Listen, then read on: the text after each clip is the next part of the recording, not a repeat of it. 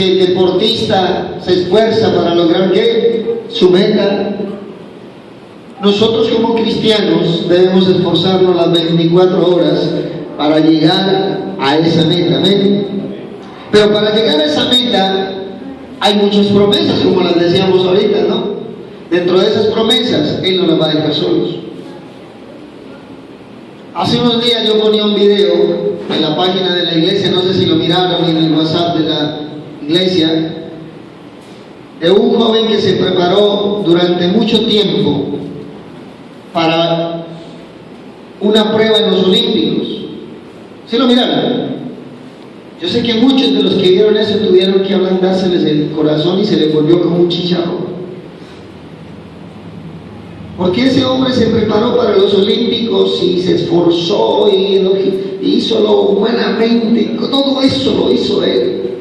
Y se llegó a la prueba y él había hecho marcas para poder concursar y competir en esa prueba. Y cuando ya llegó el momento, cuando inició la carrera, él arrancó.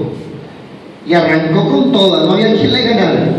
Pero de un momento a otro se le fractura o se le desgarra una pierna. Un tendón se le reventó, se le rompió, se le desgarró. Y él, el dolor fue tan fuerte que cae al suelo. Cuando cae al suelo se agarra su pierna o su muslo y comienza a llorar, desesperado. El que iba de primero quedó de último, que era él. Y todos los demás pasaron y él pensaría, no voy a poder llegar a la meta. Pero la pasión por lo que estaba haciendo, el amor, la entrega por lo que estaba haciendo, le hizo levantarse con el dolor. Su rostro era un rostro de angustia, de dolor, de impotencia. Pero él se para teniéndose allí el tendón y comienza a saltar con una sola piernita hasta que sigue. Y todo el mundo salían los comisarios de la prueba como a detenerlo porque lo veían que él estaba sufriendo, pero no, él seguía. Esa perseverancia es la que usted y yo debemos tener como cristianos todos los días en el Evangelio. Digan lo que digan, hermano, piensen lo que piensen, aunque los demás no crean que tú eres cristiano o que yo no soy cristiano, nos resbala eso, hermano, porque sencillamente nosotros, así nos duela, vamos a seguir esforzándonos hasta llegar a la meta. Démosle el aplauso a Dios. Ese muchacho con una sola piernita seguía saltando y de un momento a otro sale un hombre en medio de toda la multitud y en medio de los comisarios, en medio de la gente, y sale corriendo y se lanza a abrazar al que estaba herido, al competidor, y lo agarra de uno de sus brazos y se lo echa aquí, y él se apoyaba y le decía, hijo, porque el que salió no era nada más y nada menos que el mismo padre, el que lo conocía, el que sabía que se preparaba, el que sabía cuando se esforzaba, el que sabía cuando oraba, el que sabía cuando venía a la iglesia, el que sabía cuando estaba ya solo y decía no al pecado. Él, ese mismo padre, le dice, ven, no tienes necesidad de hacer eso, y le dice él, sí, yo voy a terminar la meta. Y el papá le dice, si lo vas a hacer, yo voy a terminar contigo. Agárrate de mí. Y terminan, y todo el auditorio, ese coliseo, todo el mundo se colocó de pie y ovacionaron, y lloraron y felicitaron, y lloraban de gozo y alegría de ver la perseverancia de ese hombre. Qué bueno que usted y yo como cristianos perseveremos, hermanos. Cuando usted leía allá en Reyes, este libro nos muestra la desesperación como la de ese competidor que les mostré yo en la página, algunos que lo vieron. Este hombre estaba también desesperado. Él tenía en su mente una ideología que era ¿qué? El rey. Un rey se prepara para perder. Un rey se prepara para ganar. Pero este rey no podía entender la situación que estaba viviendo. Él decía, pero ¿qué pasa? Como usted esta mañana estará pensando, pero ¿por qué me está pasando? Pero mire que lo que hago no me sale, o lo que pido, o llevo tantos días pidiendo por esto, por lo otro, y nada. Y por último se vino sin fuerzas para la iglesia para ver, ya como por la última. Así le pasó a ese rey. Démosle el aplauso a Dios.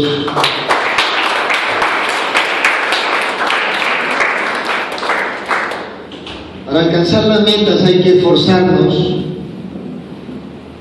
hay que trabajar para alcanzarlo, ¿eh? Hay que persistir, sabiendo que hay alguien que prometió que nos va a dar lo que necesitamos. Amén. Nosotros debemos en esta mañana grabarnos en la mente dos palabras que son perseverar y persistir. ¿Cuáles son? Perseverar y persistir. Si tú te grabas esto desde hoy hasta el último día que Cristo venga por su iglesia, vamos a lograr la meta. Pero si no lo hacemos, hermano, si hoy oro pero mañana no, si hoy me esfuerzo pero mañana no, si hoy soy cristiano pero mañana no, no voy a llegar a la meta. Y Dios no quiere que ninguno se pierda, sino que todos procedamos al arrepentimiento. Demos el aplauso a Jesucristo.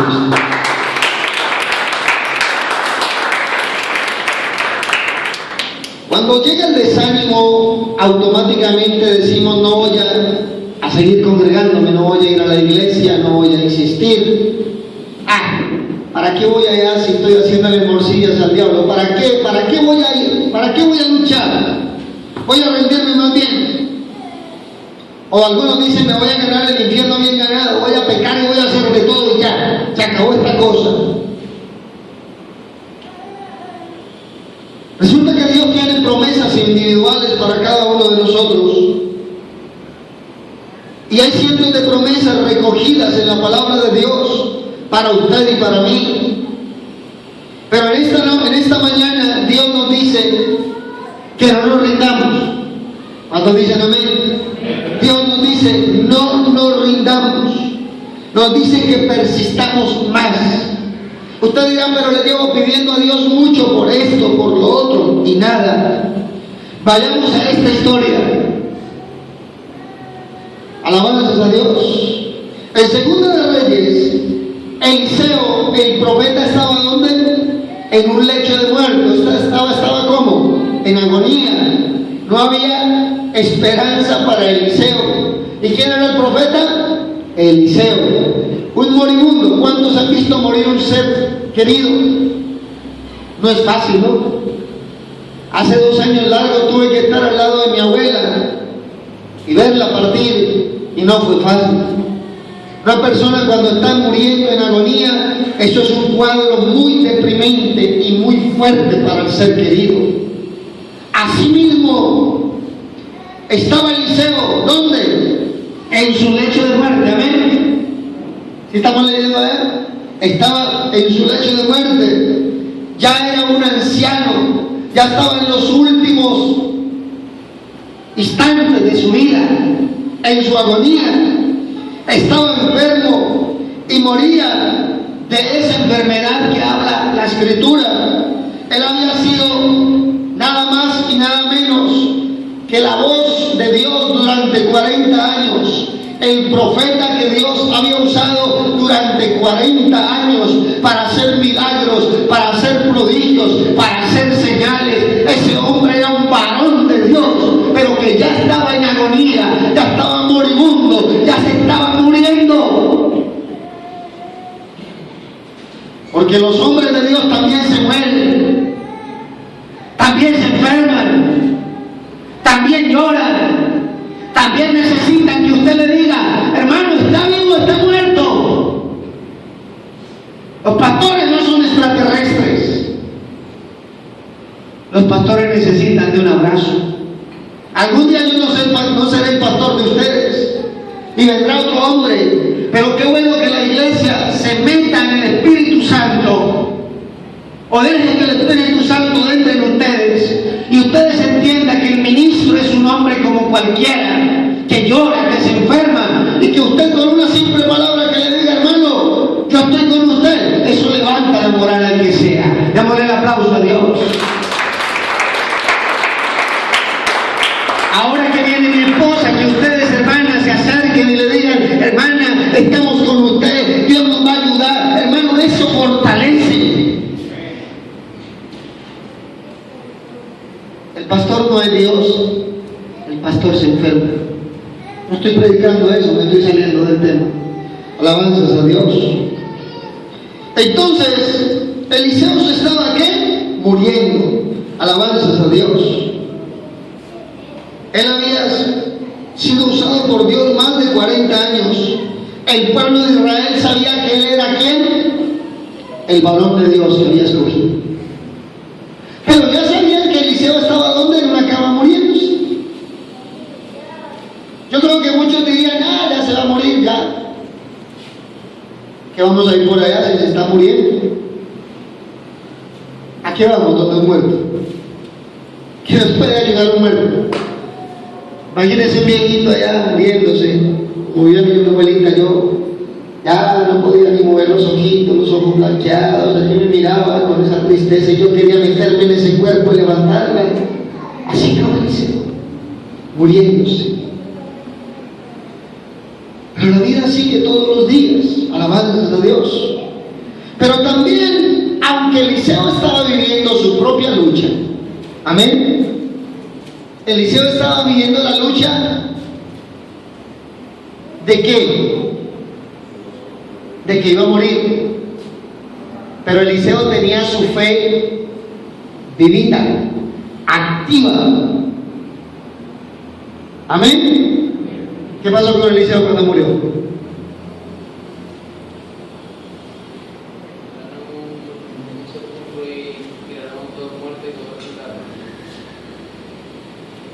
Estaba vivito ese hombre en fe, en santidad.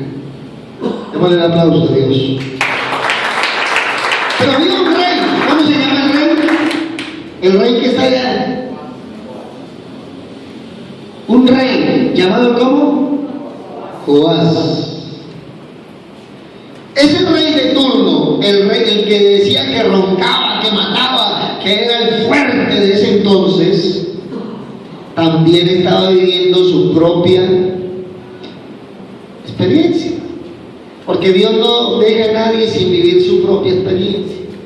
Y el rey que decía: es que lo que yo diga, yo no cambio. Ay, ese rey, leámoslo acá otra vez. Descendió a él Joás, rey de Israel. ¿Cómo iba el rey? Léanlo acá. Llorando. ¿Los varones lloran? Yo decía que no, chillamos. Y qué duro que es ver un hombre chillando, ¿no? Para mí es duro mirar a un hombre llorando. Durísimo. Pero que lloramos, lloramos también. ¿Será que ese rey lloraba? Mírenlo ahí, dice la Biblia, que venía tan llevado, tan desesperado, tan angustiado, que ese hombre iba llorando, no sabía qué hacer, hermano, porque hay momentos en la vida donde no sabemos qué hacer, donde nos angustiamos, donde sencillamente esto ponemos como la olla a presión, que reventamos de los problemas, de las dificultades, y lo que hacemos es que el cuerpo comienza a desfogar por alguna parte, ¿no? ¿Cuántos de los varones que hay aquí hemos llorado? Ay, mijito. Un aplauso a Dios.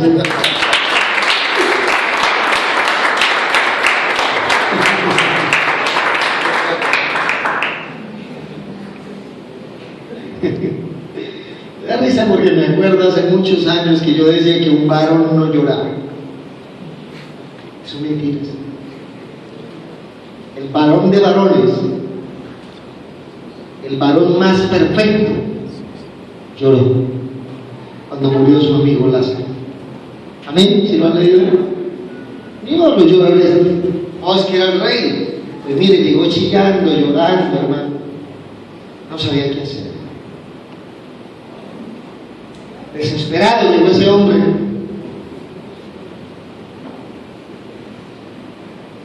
Y llegó humilladito, ya no digo como el rey. ¿Cómo llegó? Padre mío, como llega el hijo cuando llega regañado del papá. Mamita,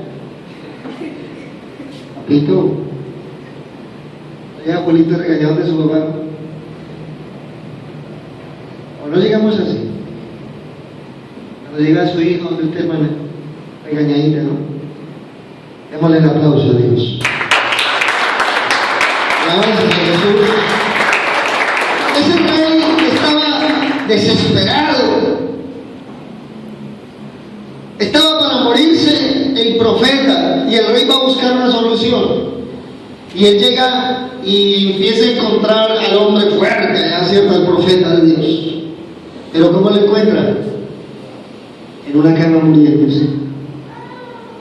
Yo creo que este hombre cuando llegó ahí se pegó el estrellonazo más grande del mundo. Como muchos se han estrellado cuando llegan aquí y dicen voy a buscar al pastor y encuentran al pastor por allá trabajando, haciendo una cosa, y dicen, ¿y dónde está? Se estrella.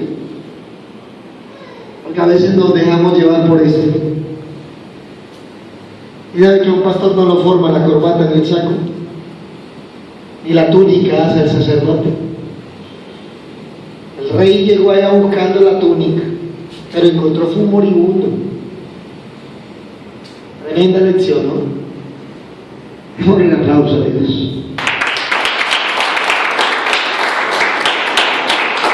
Resulta que el rey se desesperó más. Iba con problemas, ¿no? Pero cuando mira al profeta agonizando, se angustió más. Porque él, ¿por qué fue desesperado? Porque él dijo, bueno, el único que me puede ayudar a mí es ¿quién? El profeta. ¿Qué le estaba pasando al rey? Vamos a mirar en la Biblia. Verso número 15.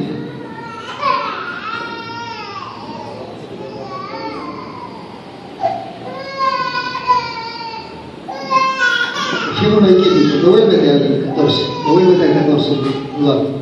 Resulta de que él estaba desesperado porque el que lo iba a ayudar a cualquier momento colgaba los rayos. Se iba. Entonces, ¿quién más lo iba a ayudar? Pero ¿por qué él buscaba ayuda? ¿Qué le pasaba al rey? ¿Qué era lo que le estaba sucediendo que estaba tan angustiado? ¿Por qué estaba tan asustado que hasta lloraba? Para un hombre llorar es porque ya está en las últimas, ¿no? Tiene que estar uno ya, mejor dicho, que ya revienta, ¿no? Ya mejor dicho, no puede. Pues resulta que el rey se asusta más cuando mira al profeta, porque él dice, si se muere este hombre, ¿quién me va a ayudar? Alabanzas a Dios. El profeta Eliseo lo recibe y oye el clamor, lo ve llorando, amén, lo ve angustiado. El rey le pide que lo ayude, pero resulta que el viejito muriéndose, Eliseo, el profeta, le dice unas cosas que parecen absurdas, que parecen tontas. Ahora sí el verso 15. Mira lo que le dice el viejito muriéndose. El rey venía que lo ayudara el profeta, ¿no? Pero el profeta muriéndose le dice cosas que él dice, bueno, pero ¿a qué me dice eso? Eso es absurdo, eso es tonto.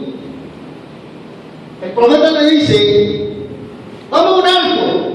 Todos sabemos que es un arco, ¿no?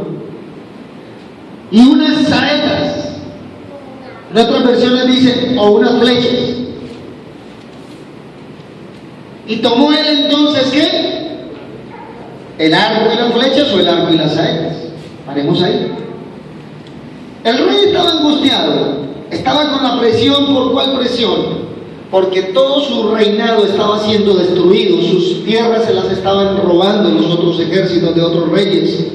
Lo estaban matando sus ejércitos, le estaban quitando sus posesiones, todo lo que él estaba haciendo le estaba saliendo mal. Escúchenme eso. Al rey todo le estaba saliendo mal. Y entonces el rey decía, pero ¿por qué todo me está saliendo mal? ¿Por qué? Y entonces él ya no daba más y ya acaba que se volvía loco. Y arranca para donde el profeta. Y el profeta le dice, muriéndose, agarra un arco. Y diría el rey, este viejito ya está loco. Ya como está muriendo está loco. Me dice que agarra un arco. ¿Para qué un arco? Si lo que él necesitaba era pelear contra los ejércitos, que los ejércitos lo estaban destruyendo. Pero entonces el rey, el profeta le dice que tome un arco. ¿Qué podía hacer el rey con un arco? Contra esa cantidad de ejércitos que lo estaban destruyendo. Yo creo que el rey se le saltó los, como dicen aquí, se le volaron los tapones. Se puso bravísimo ese rey. Pero ¿cómo se le ocurre que me va a decir esa tontería? A mí pensaría él. Soy bobada, ese anciano ya está muriendo, ya perdió la noción del tiempo, ya no coordina lo que dice. Porque a veces lo que Dios nos dice nos parece tontería, nos parece como sin valor, nos parece como tan absurdo. Pero yo le digo, todo lo que dice Dios es perfecto. Y lo que Dios dice no es para criticarlo, no es para decir, no me parece, no estoy de acuerdo, no quiero, no lo hago, no se me da la gana. No, lo que Dios dice es para cumplirlo, porque lo que Dios dice es una orden. Démosle un aplauso a Dios. A Él no se le da gana, a Él solamente se lo obedece. Porque Él es Dios. Ah, pero Berta, así no es, así es. Así es. Y el rey le pasaba lo que nos pasa a muchos. Cuando yo llegué al Evangelio, yo decía, pero que yo voy a hacer lo que me digan. Eso le pasó al rey. Entonces le dicen, toma un arco. Yo creo que él agarró el arco a las malas. Ejemplo, agarró el arco a las malas. Y diría, pero este anciano muriendo, y lo que me pone a hacer, la tontería que me pone a hacer. Como para muchos parece una tontería cuando ayunan, como para muchos parece una tontería cuando oran, como para muchos les parece una tontería cuando se arrodillan, como para muchos les parece una tontería cuando viven en santidad, como para muchos parece una tontería cuando usted llega primerito a arrodillarse aquí en la banca, de primerazo, lo primero que haces es arrodillarte, porque vienes a buscar la presencia de Dios. Entonces el profeta le dice, tome el arco. Alabanzas a Dios. Démosle el aplauso a Jesucristo.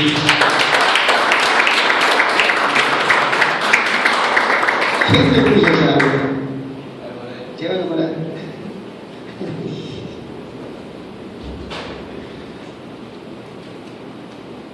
Entonces, el rey que estaba buscando, hermanos, que lo ayudaran para poder vencer a quién, a sus enemigos. Eso es lo que buscaba el rey. Y él pensó que el profeta le iba a decir, ya están vencidos, y que ya eran vencidos, porque así hacía Dios, ¿cierto? Una sola palabra y Dios hacía lo que quería. Pero él no esperaba que le dijeran que agarrara un arco. Él estaba en plena guerra y dijo, pero yo ¿para qué un arco? ¿Para qué me sirve eso? Como usted de pronto pensará, pero yo ¿para qué voy a la iglesia si yo no cambio? ¿Para qué yo voy allá? Alabanzas a Dios. El profeta Eliseo lo recibe y oye su clamor, y entonces le dice que haga aquellas cosas que dice en el versículo 15. Al rey le parece que esas cosas son ¿qué? Absurdas.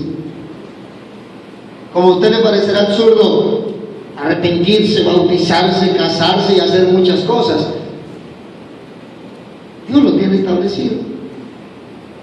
Amén. ¿Cuántos dicen amén? Amén. Un aplauso a Dios. Entonces el rey toma el arco, toma las flechas. ¿Para qué sirven las flechas? Para herir a los enemigos, ¿no? Pero él solo contra todos sus ejércitos, ¿qué podía hacer? Aparentemente, amén. Y le dice él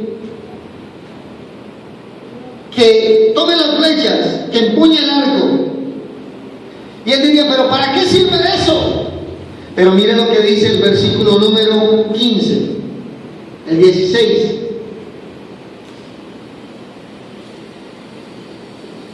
Resulta que el rey decía que eso era absurdo, era tonto lo que le estaba mandando el profeta Eliseo, ¿no? Pero cuando usted lee el versículo 16, sin afanes, como usted lee en la Biblia con afanes, despacito, tomándole el sabor a lo que dice la Escritura, el rey pensaba que eso no servía para nada, pero lo que él no sabía era que cuando él tomara el arco y agarrara la flecha, el profeta iba a poner la mano encima de la mano de ¿quién? Del rey. O sea que el rey no iba a lanzar esa flecha. ¿Quién la iba a lanzar por él? Dios. Démosle el aplauso a Jesús. Nosotros nos parece absurdo muchas cosas que hacemos y que nos mandan, y cuando llegamos a la iglesia nos parece eso como tonterías. Pero el que nos manda es Dios. Y cuando tú lo haces, Dios está dentro de ti haciéndolo, llevándote la mano, amén, llevando tus labios, llevando tus pies, llevando tus ojos, llevando tu cuerpo, llevando tu vida. Y si Él lo hace, ¿será que vamos a vencer? Démosle el aplauso a Él. Sí, que vamos a vencer. Dice la Biblia. Luego dijo Eliseo al rey de Israel: pon tu mano sobre el arco. Así. Y el profeta la puso encima del rey. Amén. Y puso él su mano sobre el arco. Entonces puso ¿quién? Eliseo sus manos sobre las manos del rey. Hermano, Jesús cuando dijo sin mí nada podéis hacer, está hablando de esto. Amén. Todo lo que nosotros hacemos en la iglesia, si Él no está en nosotros, no vamos a poder hacer nada. Si usted quiere llegar a la meta y yo quiero llegar a la meta, necesitamos que Él ponga la mano sobre nuestra mano, porque nosotros vamos a querer bajar. Pero aparte aquí yo, pero cuando nosotros bajemos la mano, Él va a hacer esto. Otra persona. Cuando usted ya esté sin fuerzas, Él lo va a levantar. Y si usted no quiere caminar, Él lo va a obligar. Y si usted no quiere perseverar, Él lo va a jalar. Porque Él no quiere que tú te pierdas. Él no quiere que tú te vayas para el infierno. Él no quiere que tu alma se pierda, porque Él nos ama con amor eterno. Démosle el aplauso a Dios.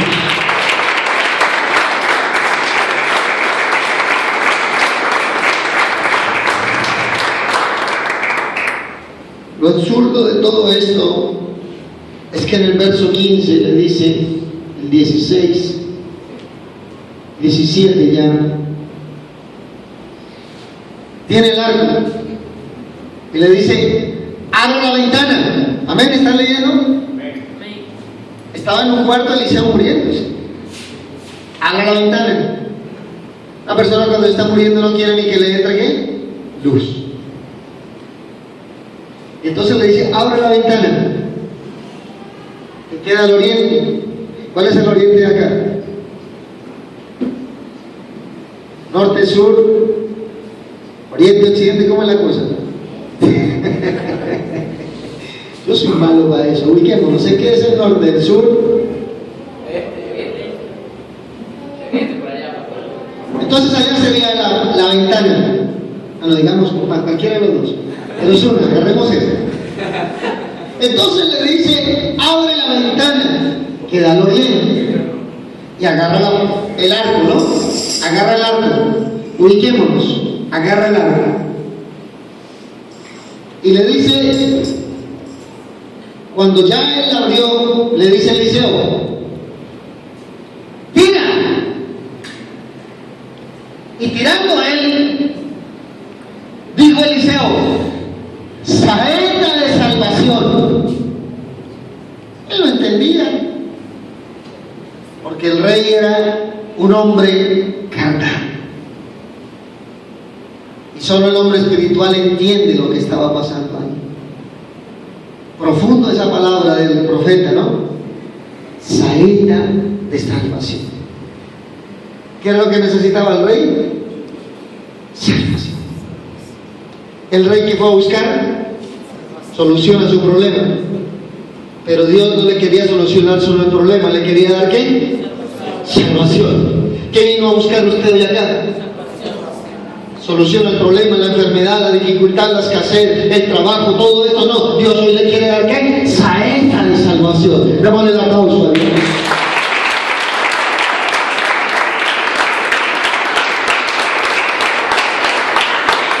Aleluya. ¿Quiénes eran los que estaban atacando al rey? Los sirios.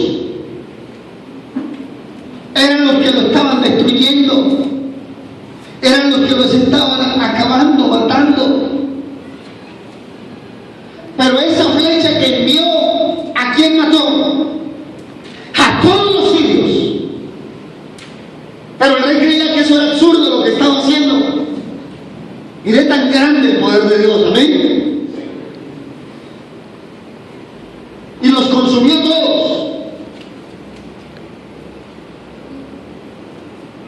Y los demás que estaban atacando al rey, ¿qué? Pero el rey no vio lo espiritual que estaba pasando, el rey solamente vio la parte natural.